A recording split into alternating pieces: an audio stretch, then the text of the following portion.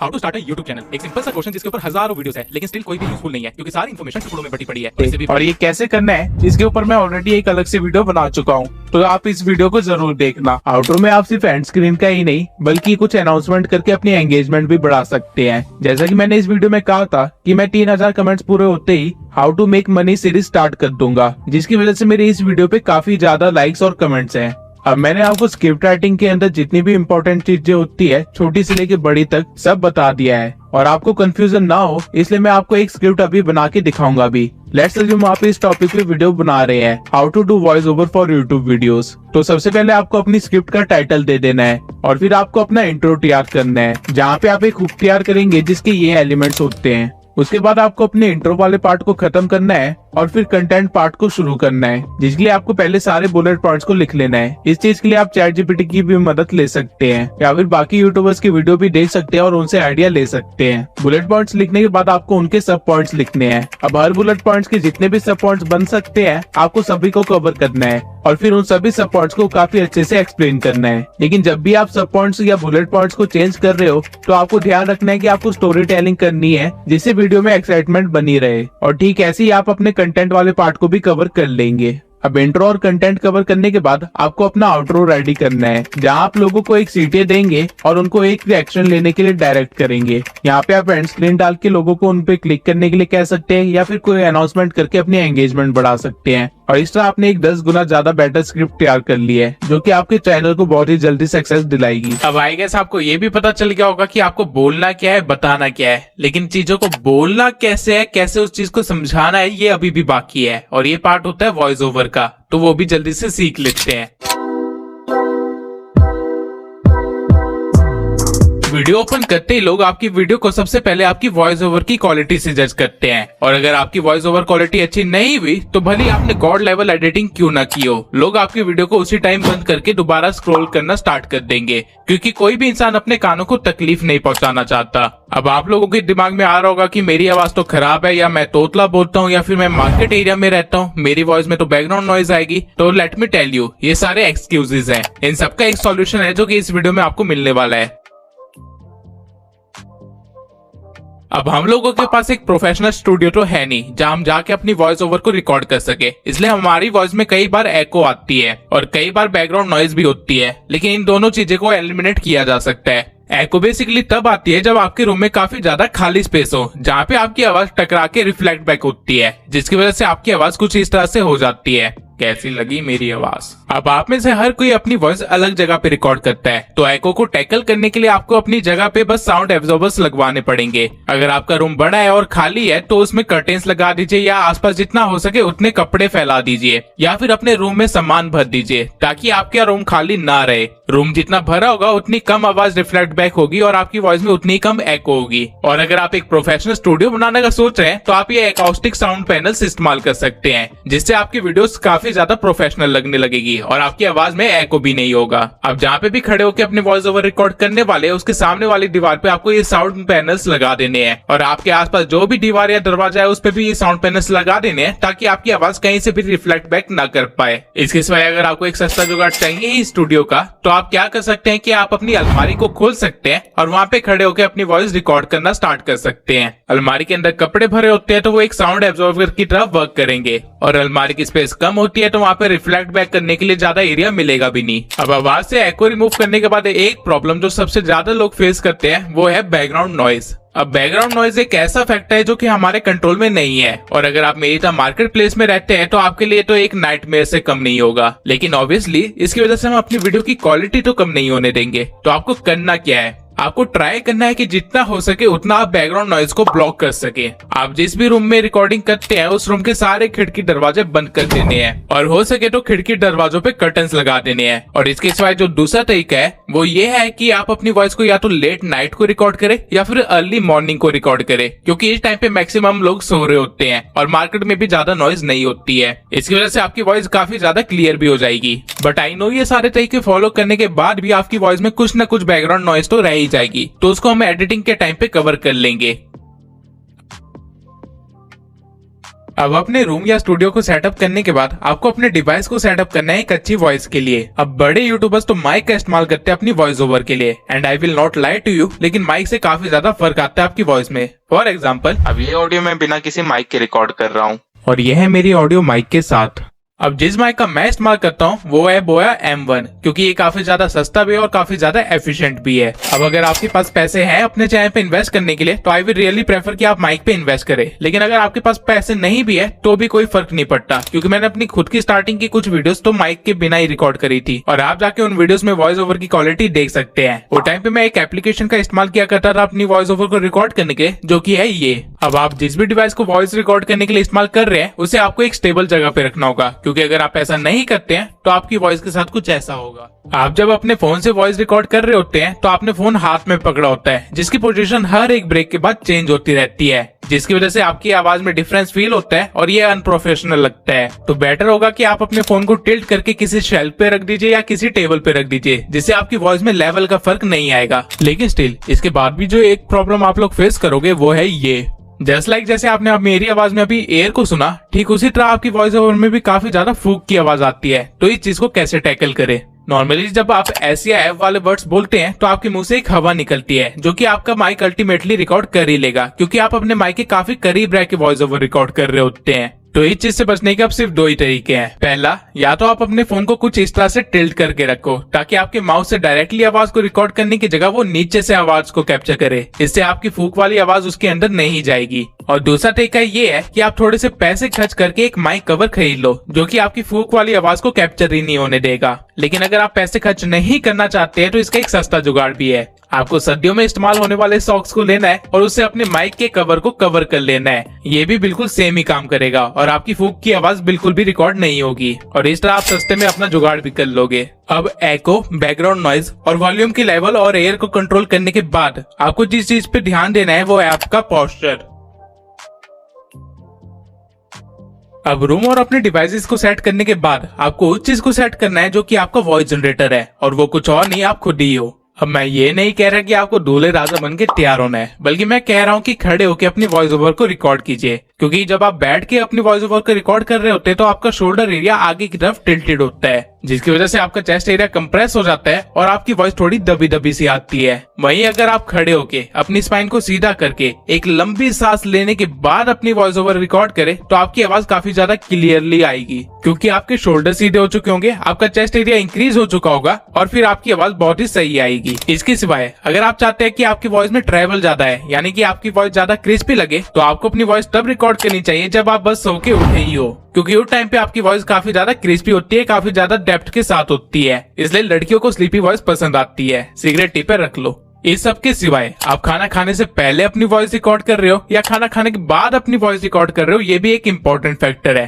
क्योंकि जब आप खाना खाने के बाद अपनी वॉइस रिकॉर्ड कर रहे होते हो तो आपका स्टमक एरिया भरा होता है और तब आपकी वॉइस आपकी नाक से जनरेट हो रही होती है, जो कि काफी तीखी होती है। आपने बड़े बुजुर्गों को बोलते हुए सुना भी होगा कि ये अपनी नाक से बोलता है। एक्चुअली में इस टाइप के लोगों को एग्रेसिव माना जाता है, क्योंकि उनकी आवाज कानों में चुभती है। ह्यूमन वॉइस एक बहुत ही ज्यादा ऑर्गेनाइज सिस्टम है, जो कि आपके एब्डोमिनल रीजन से लेके आपके नाक तक के सारे ऑर्गन्स का इस्तेमाल करती है, और अगर आप प्रैक्टिस करें तो आप अपनी वॉइस को इवन चेंज भी कर सकते हैं। लेकिन वो इस वीडियो का टॉपिक नहीं है, इसलिए इस चीज को मैं यहाँ पे कवर नहीं करूंगा। तो आपको बस इतना ध्यान रखना है कि आप खड़े होके अपने शोल्डर को सीधा करने के बाद एक लंबी सांस लेके फिर अपनी वॉइस ओवर को रिकॉर्ड करें, और अगर आपको अपनी वॉइस में क्रिस्पीनेस देनी है तो सो के उठने के बाद अपनी वॉइस रिकॉर्ड करें। और इस सब के सिवाय वॉइस ओवर के दौरान बीच में पानी पीते रहना। अगर आप ऐसा नहीं करते तो आपका गला सूख जाएगा और आपकी वॉइस ओवर में एनर्जी डाउन होते हुए फील होगी। अब हमने सेटअप करने वाली जितनी भी चीजें थी वो सारी तो सेटअप कर ली, लेकिन अब जिस चीज पे आपको काम करना है वो है आपका वे ऑफ कम्युनिकेशन।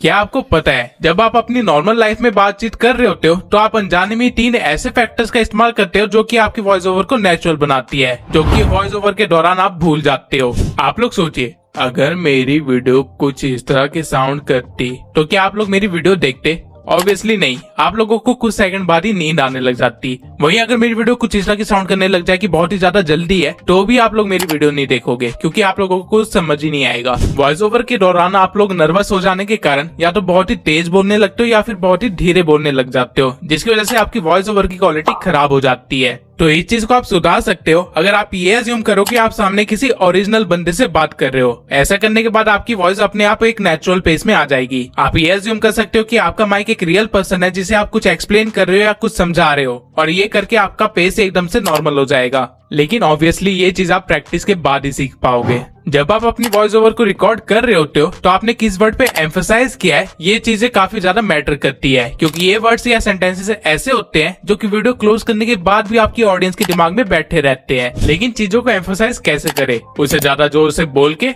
नहीं, बल्कि सही ब्रेक्स लेके। अगर मैं अपने सेंटेंसेस को ऐसे बोलने लग जाऊं तो ये एम्फसाइज नहीं होगा बल्कि शाउटिंग होगी। लेकिन वहीं अगर मैं अपने सेंटेंस को कुछ इस तरह से बोलूं तो ये शाउटिंग नहीं होगी, एम्फसाइज करना होगा। अब जैसा कि आपने नोटिस किया होगा, मैंने अपने वर्ड को लाउडली नहीं बोला बल्कि अपने वर्ड से पहले थोड़ा ब्रेक लिया और अपने वर्ड्स को भी थोड़ा स्ट्रेच कर दिया। ऐसा करके मेरे वॉइस ओवर में एक डेप्थनेस आ गई। अब लंबे ब्रेक लेने का मतलब ये नहीं होता कि आप कुछ बोलो और फिर इस तरह से स्टार्ट करो, बल्कि इसका मतलब ये होता है कि आप नॉर्मली जितना ब्रेक लेते हैं वर्ड्स को बोलने के बीच में, उससे थोड़ा सा ज्यादा ब्रेक लो। अब ये चीज भी आप टाइम के साथ प्रैक्टिस करते करते ही सीख पाएंगे।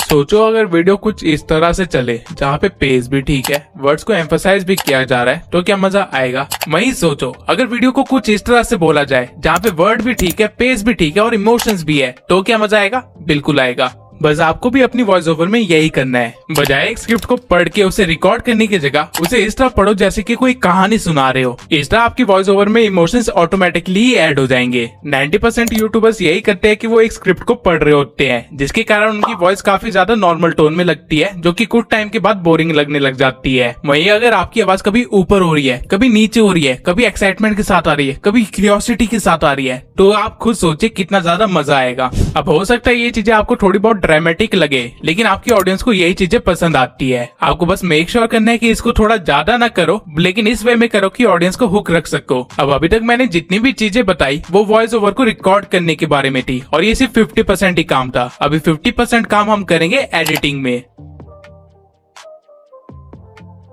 अब अगर आप एक फोन यूजर है तो मैं आपको सजेस्ट करूंगा कि आप लेक्सिस ऑडियो एडिटर को डाउनलोड कर लीजिए। वहीं अगर आप एक पीसी यूजर है तो मैं आपको सजेस्ट करूंगा कि आप ऑडेसिटी को डाउनलोड कर लीजिए। लेक्सिस ऑडियो एडिटर को इंस्टॉल करने के बाद आप अपनी ऑडियो को यहाँ से इंपोर्ट कर सकते हैं, और फिर यहाँ पे 3 डॉट्स पे क्लिक करने के बाद आपको इफेक्ट्स में चले जाना है, जहाँ पे आपको काफी सारे इफेक्ट्स मिल जाएंगे जो कि आप अपने वॉइस ओवर में दे सकते हैं। आपको ऑडेसिटी में ये सारे फीचर्स यहाँ पे मिलेंगे। अब मैं सारे इफेक्ट्स के बारे में तो बात नहीं करूंगा, लेकिन जो इफेक्ट्स आपको बार बार यूज करने होंगे अपनी वॉइस ओवर में और जो हेल्पफुल है उनको मैं यहाँ पे एक्सप्लेन कर देता हूँ। सबसे पहले है हमारे पास नॉर्मलाइज, जिससे अगर आपकी वॉइस ओवर वॉल्यूम बहुत ही ज्यादा है तो उसे आप यहाँ से कम कर सकते हैं, जैसे कि आप देख ही सकते हैं कि ये स्पाइक्स कितने ज्यादा कम हो गए हैं। उसके बाद है हमारे पास पिच। अगर आप एक टीनेजर है या फिर आप एक बच्चे हैं और आप चाहते हैं कि आपकी वॉइस ओवर में थोड़ा सा दम लगे, तो आप अपनी पिच वाली स्लाइड को इस साइड ड्रैग कर सकते हैं। अब इस चीज को ज्यादा मत करना वरना आपकी आवाज खराब हो जाएगी। वहीं अगर आपकी वॉइस ज्यादा ही डीप है या फिर कुछ ज्यादा ही गहरी है तो आप इस स्लाइडर को राइट साइड को ड्रैग कर सकते हो, जिससे आपकी वॉइस में थोड़ा सा कार्टूनिश टोन आ जाएगा।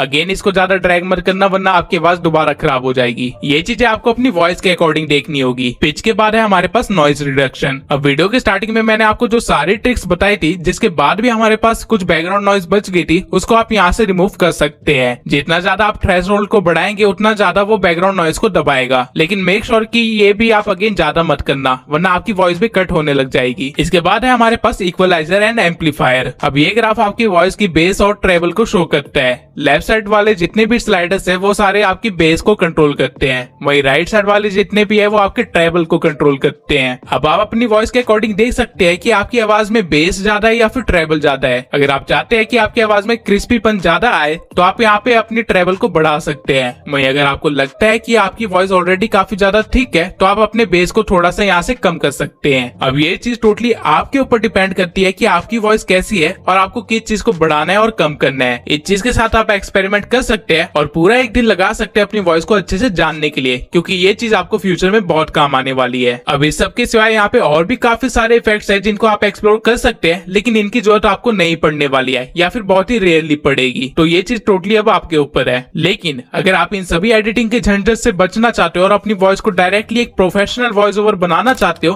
तो आपको बस अपनी वॉइस ओवर को डाउनलोड कर लेना है और उसके बाद बाद आपको आ जाना है एडोबी पॉडकास्ट पे। ये वेबसाइट एक एआई वेबसाइट है जहाँ से आप अपने बैकग्राउंड नॉइज को रिमूव कर सकते हो, अपनी फूक वाली आवाज को रिमूव कर सकते हो और अपनी वॉइस में ट्रेवल बेस को अपने अकॉर्डिंग सेट भी कर सकते हो। ये आपकी आवाज को ऑटोमेटिकली एनहेंस करके काफी अच्छा कर देता है। यहाँ पे जब आप अपनी ऑडियो को अपलोड कर दोगे तो ये थोड़ा सा टाइम लेगा और एक प्रोफेशनल वॉइस ओवर बना के दे देगा। अब ये थी वो सारे ट्रिक्स और मेथड जो कि आपको इस्तेमाल करने हैं अपनी ऑडियो को रिकॉर्ड करने से पहले। अब ये सारे ट्रिक्स एंड मेथड्स आपकी ऑडियो को काफी अच्छे से रिकॉर्ड करने में आपकी हेल्प कर देंगे। ना हमने वीडियो आइडिया ढूंढना सीख लिया, विडाइको का इस्तेमाल करना सीख लिया, स्क्रिप्टिंग करना सीख लिया और अभी वॉइस ओवर करना भी सीख ली। अगला स्टेप जो है वो है एडिटिंग। और अभी के टाइम पे एडिटिंग बहुत ही इंपॉर्टेंट स्किल है क्योंकि बिना एडिटिंग के लोग तो आपकी वीडियो देखने नहीं वाले।